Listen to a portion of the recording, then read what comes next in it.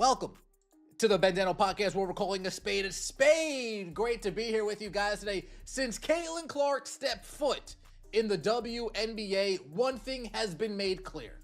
Whether it's the fans, whether it's the players, whether it's the coaches, whether it's the media, one thing has been made clear. It's us versus them.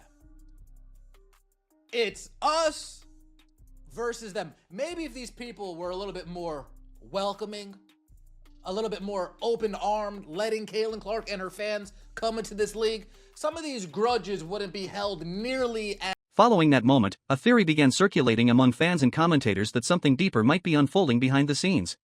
According to this interpretation, Mabry's later actions weren't spontaneous bursts of emotion but the culmination of simmering frustration that had been building quietly over time. Supporters of this view argued that competitive athletes often carry mental notes of past encounters, waiting for the right opportunity to respond. Online communities amplified this narrative dramatically. Dedicated followers tracked every glance, every defensive play, and every physical exchange between the two, assembling highlight reels meant to support the idea of a developing personal rivalry. In the digital age, nothing disappears, every clip can be replayed, slowed down, and analyzed indefinitely. That constant replaying can transform isolated incidents into what feels like a continuous storyline. As speculation spread, the theory of calculated retaliation gained traction. To those convinced by it, the later shove wasn't a spur-of-the-moment reaction, it was the payoff of a long building plot. Whether or not that interpretation reflected reality mattered less than the fact that many believed it did. Once fans adopt a narrative, they often defend it passionately, reinforcing it with selective evidence and repeated discussion.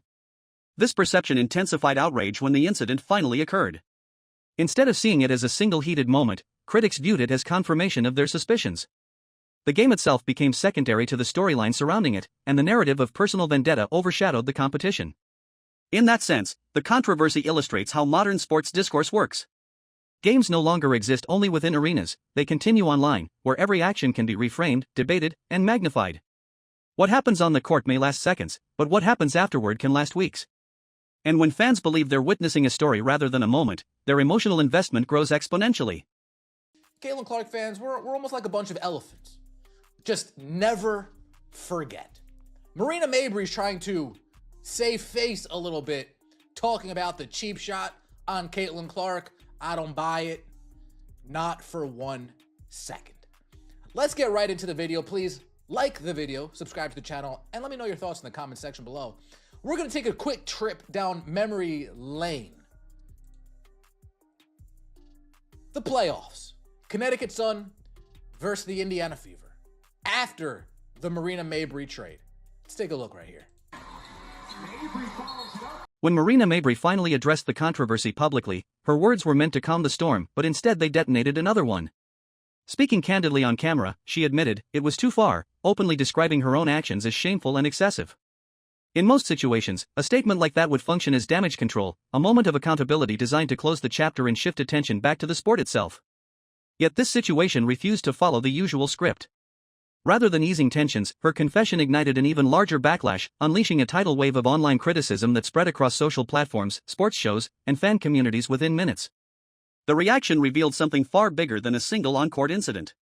Fans, commentators, and even retired players dismissed her explanation almost instantly, interpreting it not as genuine remorse but as a carefully crafted attempt to salvage her public image after the controversy had already spiraled beyond containment.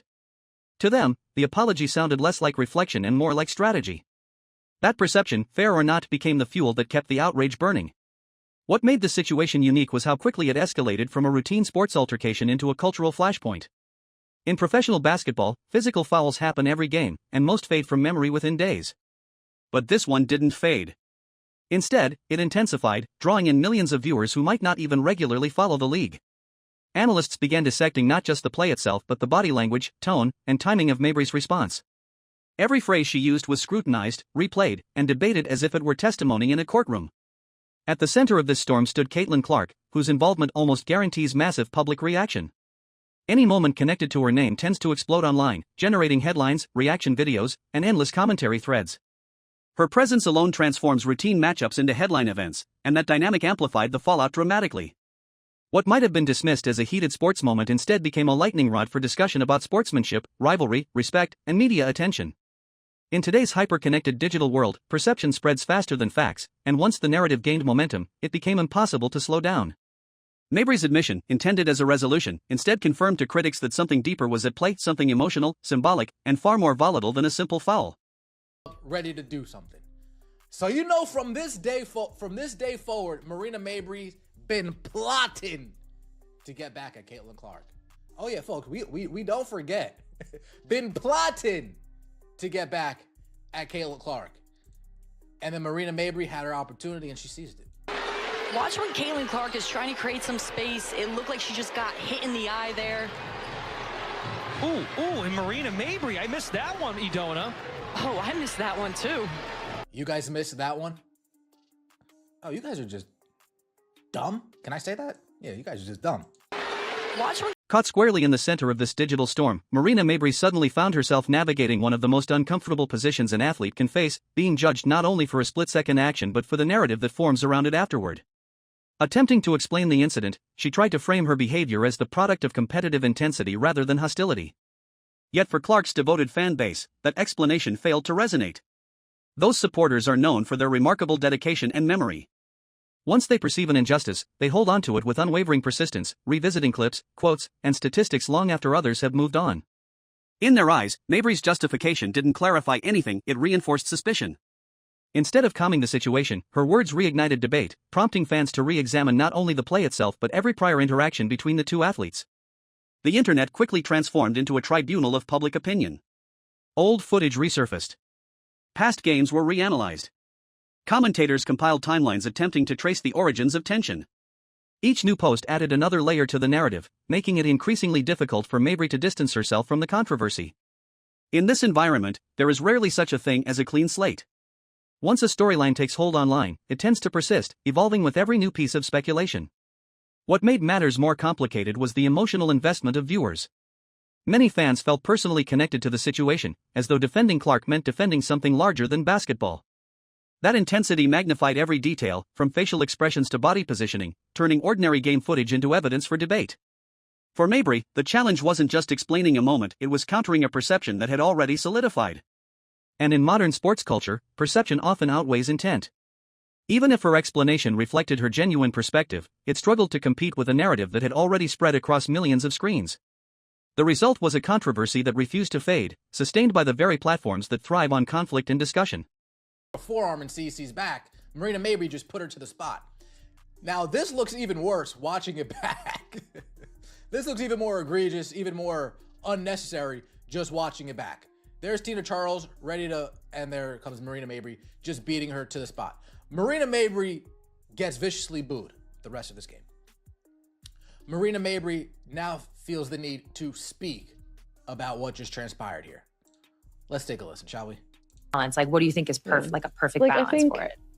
Like, I'm 100% like aware. I know when I went too far with things. Like, and it's like shameful. It's like, really, Marina, like that was ridiculous. From the instant Caitlin Clark first stepped onto a WNBA court, the atmosphere around the league shifted in a way that felt almost tangible. It wasn't just excitement, it was tension, curiosity, and anticipation all wrapped into one charged environment. Her arrival didn't simply add another talented player to the roster pool, it introduced a force that seemed to reshape the league's internal dynamics overnight. Conversations that once revolved around teams and standings suddenly centered on her presence, her performance, and her impact. What emerged was a narrative that many observers described as an unspoken divide and us versus them dynamic that appeared to pit different eras, mentalities, and expectations against each other. On one side stood established veterans who had spent years building the league's reputation through persistence and resilience. On the other stood a new wave of attention fueled by Clark's meteoric rise, bringing unprecedented viewership and spotlight intensity. Every possession she played, every statement she made, and every interaction she had seemed magnified under a microscope. This wasn't merely about basketball mechanics or game strategy. It reflected a broader cultural transition. Sports leagues often evolve gradually, but occasionally a single figure accelerates that evolution dramatically. Clark's presence has functioned as that catalyst, forcing conversations about popularity, media coverage, and recognition that might otherwise have taken years to surface. Fans responded with fierce loyalty, forming passionate camps that defended their perspectives with near-tribal intensity. Social media timelines became battlegrounds where statistics, clips, and opinions were exchanged like ammunition. Supporters praised her as a transformative superstar, while critics argued that no individual should overshadow a team-oriented sport. The result was an online ecosystem revolving almost entirely around her every move, where even routine plays could spark viral debates.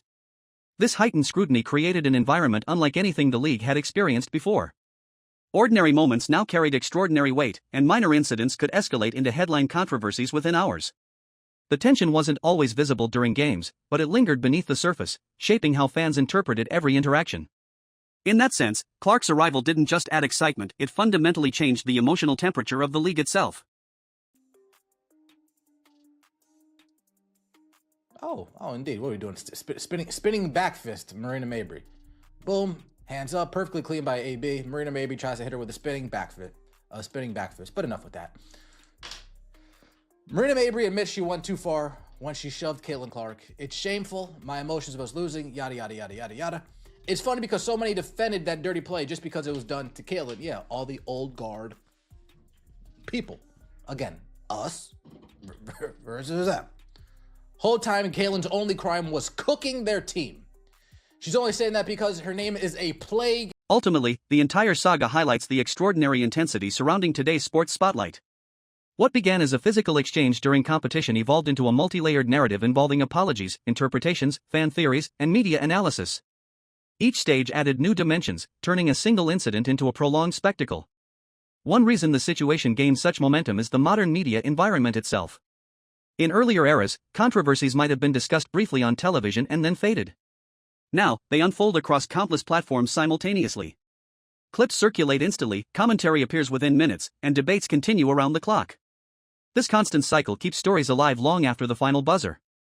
Another factor is the emotional connection fans feel toward players. Supporters don't just watch, they identify, defend, and advocate. When they perceive one athlete as wronged, they react as if defending a personal cause. That level of passion can be inspiring, but it can also intensify conflicts, especially when rival fan bases clash online. For the league, moments like this are double-edged. On one hand, they generate enormous attention, drawing new viewers and expanding visibility. On the other, they risk overshadowing the sport itself, shifting focus from skill and teamwork to controversy and speculation.